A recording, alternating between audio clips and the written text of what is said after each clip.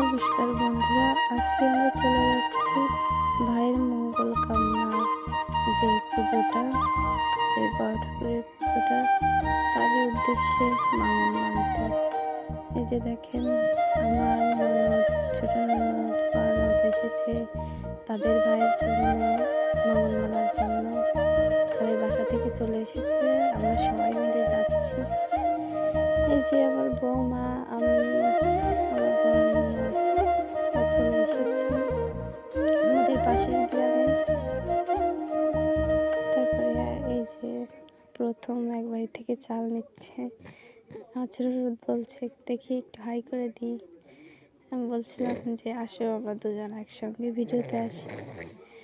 তারপরে এই যে এক বাড়ি মায়ের মন্দির ছিল, তাকে একটু দর্শন করলাম।